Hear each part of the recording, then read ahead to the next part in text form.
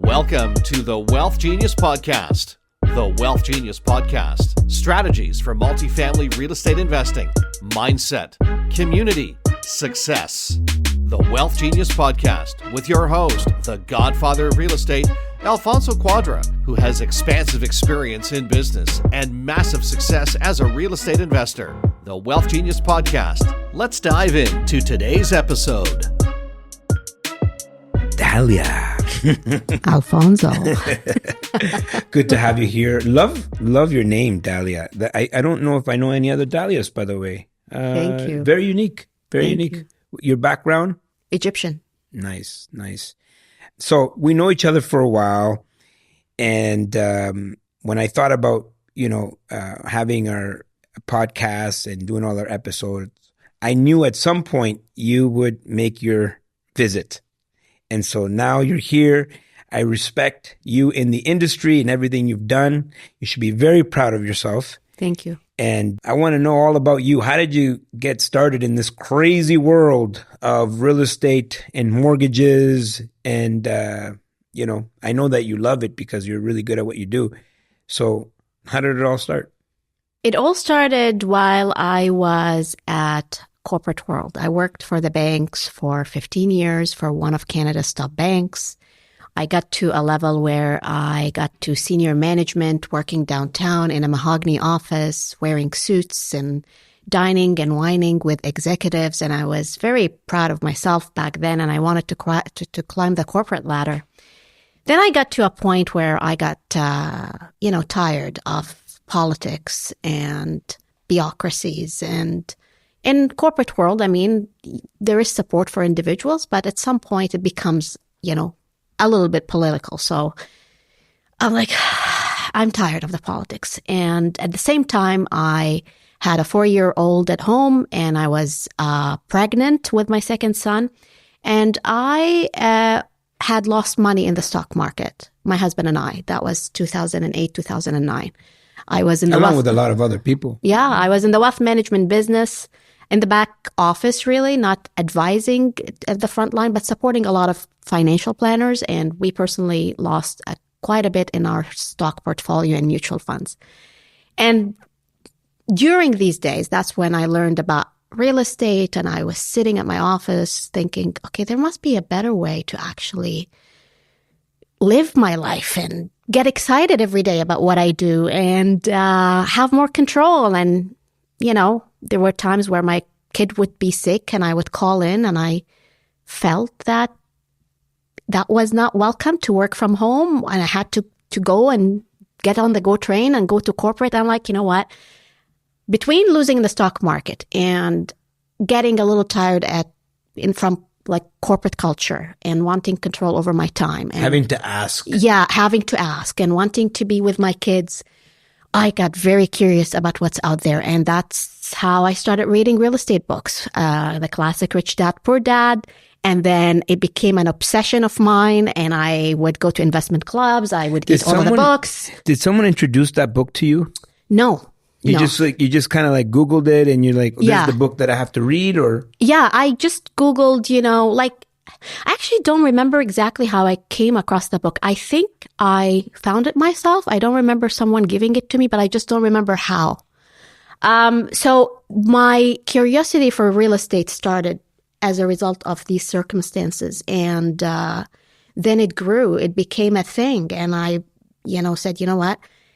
2011, I was like, okay, I'm having my second child now, and I think I should now jump into real estate. I had owned 1 or 2 properties by then, but didn't have the courage for several years to make a full jump. And did you go into mortgages right away, or you were an investor first? I was an investor first. So I started investing in Barrie. Mm-hmm. That's where I bought my first townhouse. And when I left the banking system, I had a few investment properties, townhouses in Barrie. And was this welcomed in your family? Was it something like, yes, you're going to do it. You can leave your job that career that you've built for, whatever many years, went to university for and all of this, and, buy townhomes? No, actually not at all. My husband was very supportive, but the rest of my family was shocked that I am, giving away my security, my nice paycheck, my prestige, if you want to call it prestige, right? And they were like, why are you doing this? Why? Nobody understood. And I had a lot of friction and resistance with that move, but I was ready to make a change, because if you wake up every day and you feel that it's mundane and there is something that is nagging at you all the time going, you should try this, you should try this, you should try this, this nagging and nagging, that's the time. If someone's feeling that right now, right? Like, what's the first move? Like they're listening and they're like, well, I like what Dalia's saying. Like, I'm just going to make that move. And the reason I ask that is because a lot of people feel that they're kind of stuck and they got the bills every month. Because you see what the job does, it gets you used to that every month or every 2 weeks, there's a paycheck, right? There's a paycheck and there's a paycheck. Oh, yeah. And then usually your bills are in alignment with that paycheck. Your paycheck comes in. This is when the phone bill automatic it's debited from your account, your mortgage, your car payment or whatnot. And so it really doesn't leave room for people to breathe. And so they're listening to you. You left this corporate job. I can only imagine, how cushy was that salary.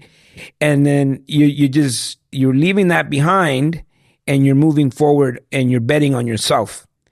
And so if someone's listening to that right now, right, and maybe you're talking to yourself, what would you say to yourself? I would say to myself, trust your gut. Trust the power within you to make the moves you want to make. Looking back, this was the best decision, one of the best decisions of my life, to actually say, you know what?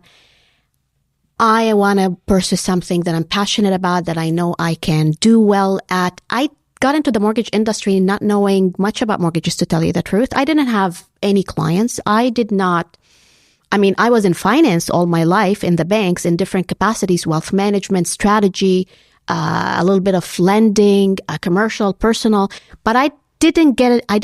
I wasn't part of the mortgage industry. So I stepped into an industry, as much as it's related to money, right? It's a new industry in a way.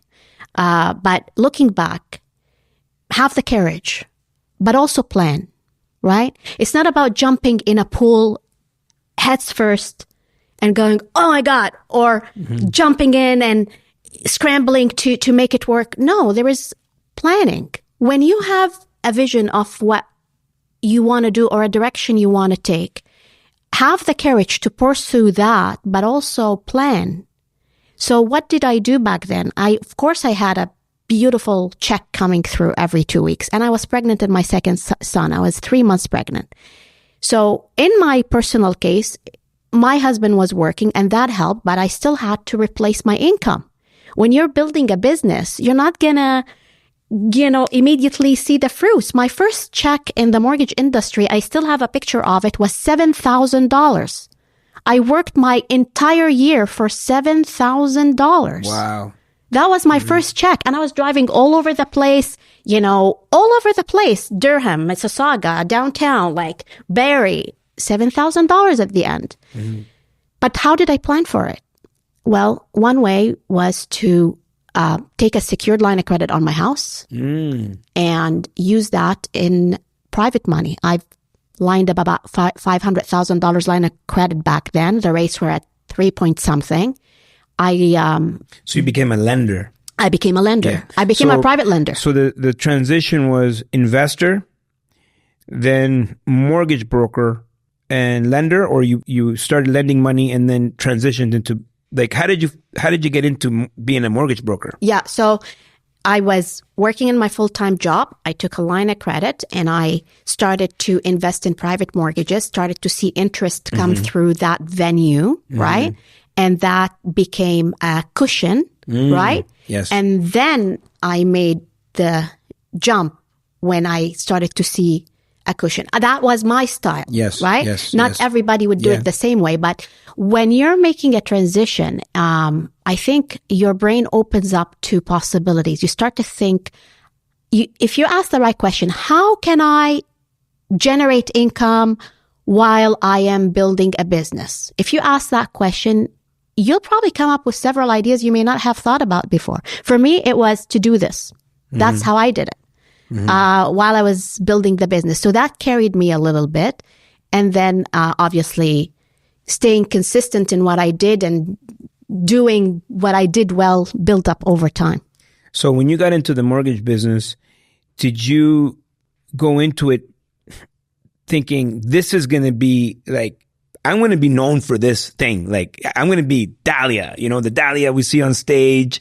Was that the vision, or was it like, oh, I'm just going to make a few bucks to supplement my income while I do the investing? No, it's interesting that you asked this question because I actually made the move knowing exactly who I want to be as I stepped into this. So I was part of the real estate investment group, and there was a mortgage broker there that spoke on stage, and he was my idol back then. And I would look at him and go, oh my God, this guy knows so much about income properties. I wish I had talked to him when I financed my rentals, and he's educating, he's a superstar. I'm going to be the next this person. Yeah. And that was my mission all along, to become that person.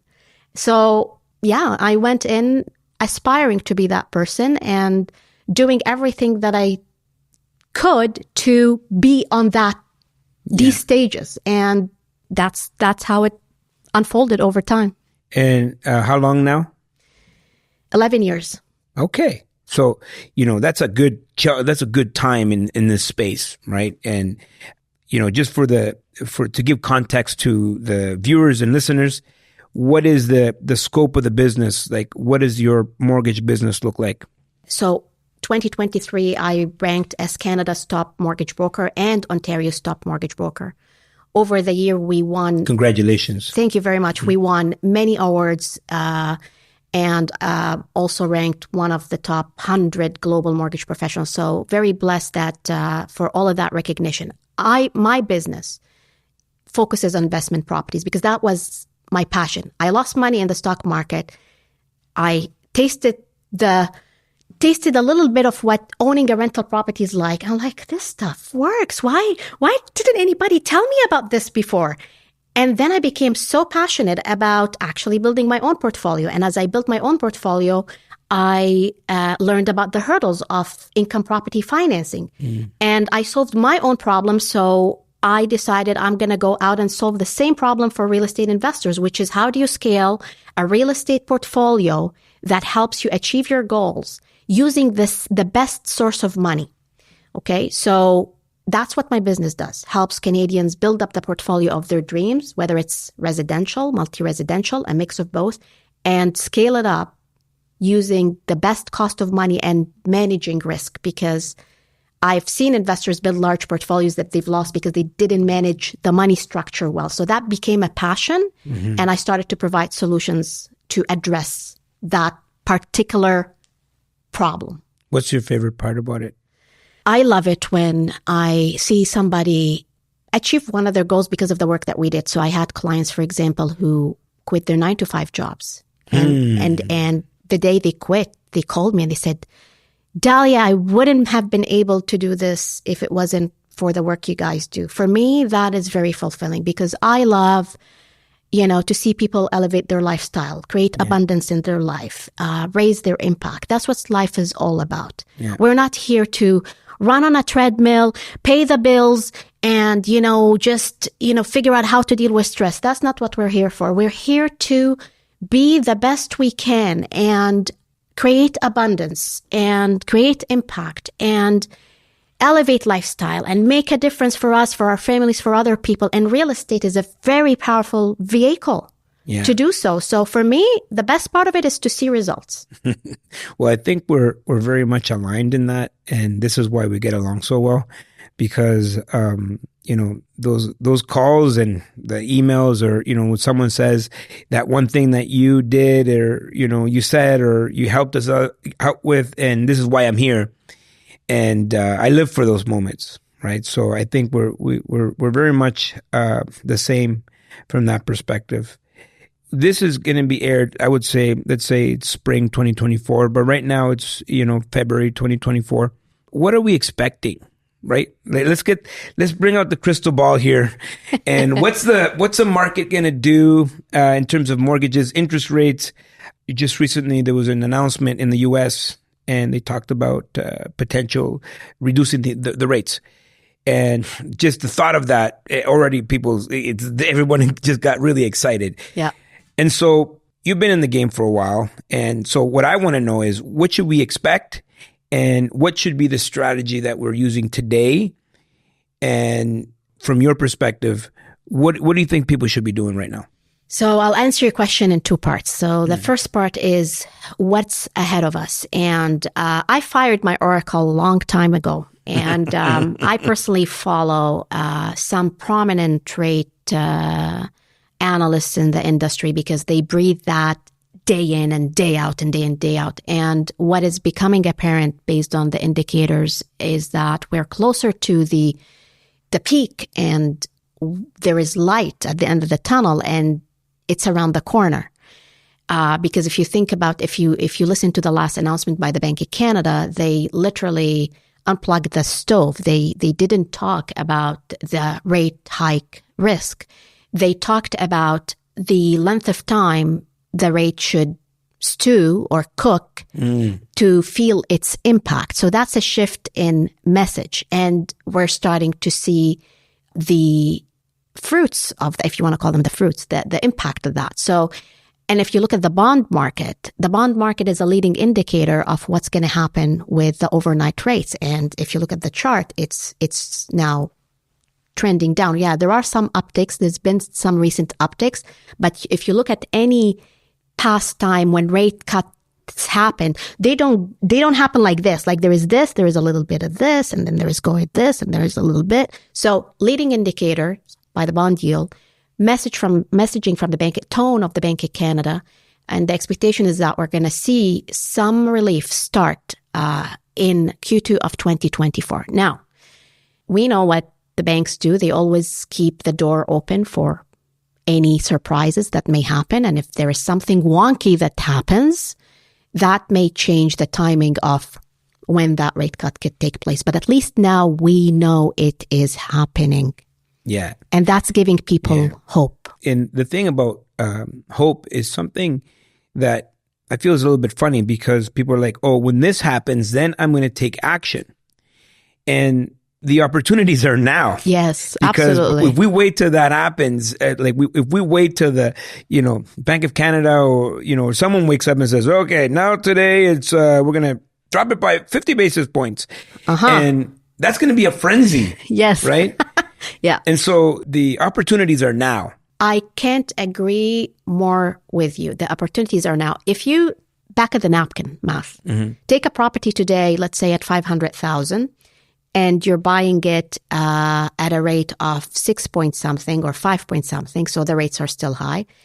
Compare the savings, all right, to what's going to happen when the rates go down to 3 point something, and now prices would go up by, let's say, another 100,000, because there is pent-up demand. And you're going to see that, yeah, it may not cash flow today, but if you're buying in a good market and you know what the plan is to make it cash flow when the rates go down or by adding units, you're actually ahead of the game buying at higher rates at discounted prices versus later on, once the market goes, okay, now we have the relief, let's go. And the prices, and we saw that happen in May. Yeah. In May, if you remember, the bank signaled that they're going to pause. I saw it come on my end as a mortgage broker. I'm like, what just happened? Yeah. Competitive offers, firm offers, and let's go. So I agree with you. Now is the time. Yeah. Now is the time to position capital. Now is the time to make moves. Yes. Absolutely. Yeah. And you're going to get a better price because of where the interest rates are. Yeah. Versus when everybody and their grandmother thinks they're an investor all of a sudden again. Yeah. Yeah. So I love that. Now, one thing that you talked about, which, I live just looking at the bond yield. That's all I do in my office. Like when the bond yield goes down, I'm like, it's like I start celebrating because we're closing deals, and all of our interest rates are fixed from the bond market. Yes. Can you explain in layman terms, okay, the difference between commercial borrowing and how the interest rates are set versus residential?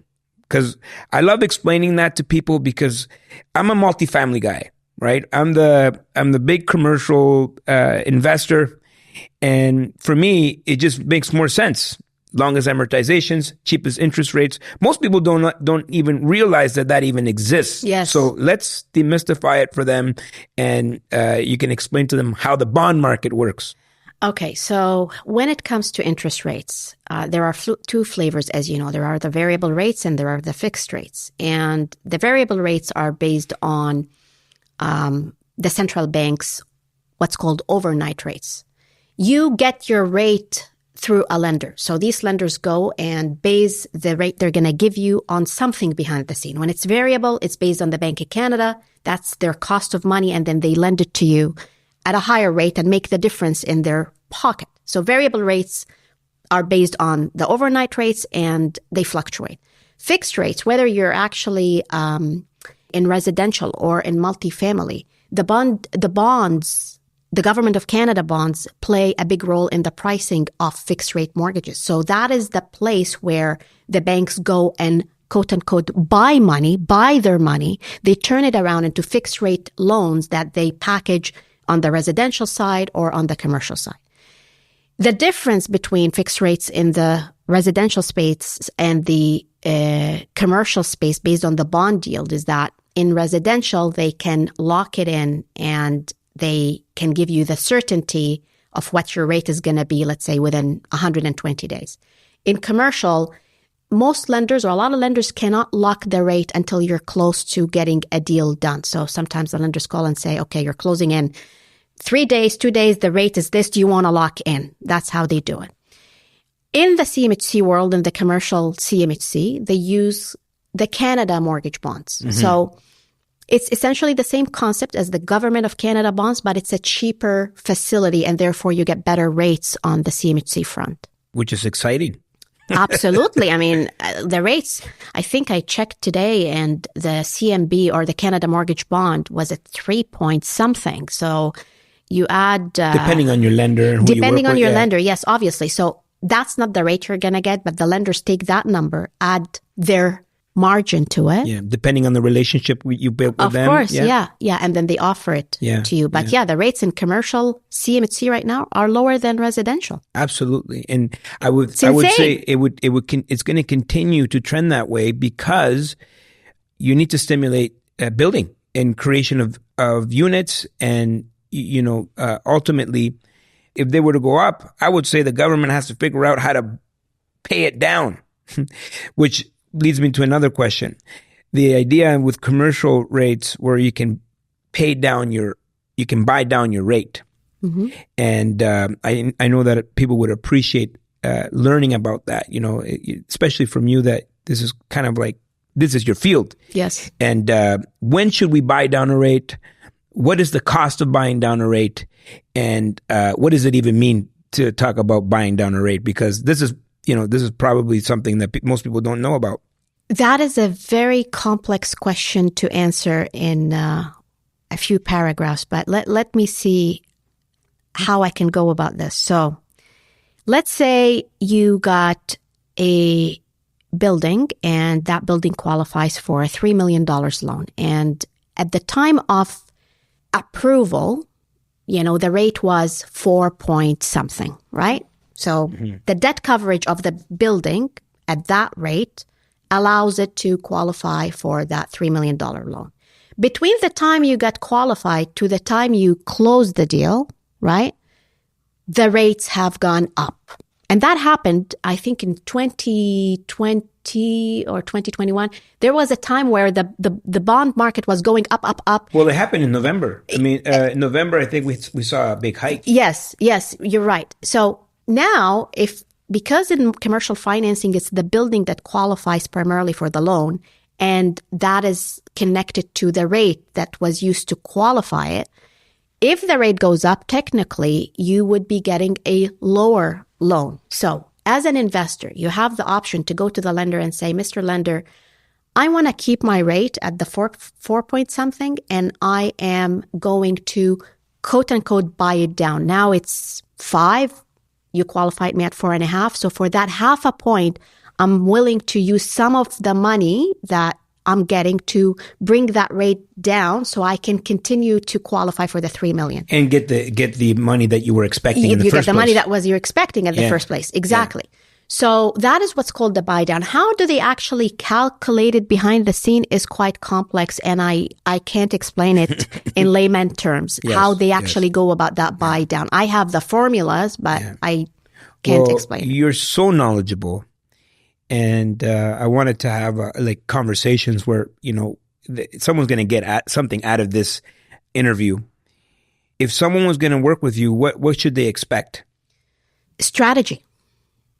Our approach to financing is about strategy, because I came from a wealth management background and I live by the concept of planning. I took that mentality to the mortgage world. So on the residential side, for example, we have become known for what's called the financing roadmap, which is the roadmap we give investors on how they're going to go about financing the portfolio that they want and the next set of properties. Where many just think about the current deal, we think 3-4 steps ahead. So that's on the residential. On the multifamily, it's the same thing. If somebody comes to me and says, Dalia, I want to buy this building, and I have partners, I have corporations, I'm thinking about this and that. I'm going to renovate it. I'm going to reposition it. Then I'm going to do this.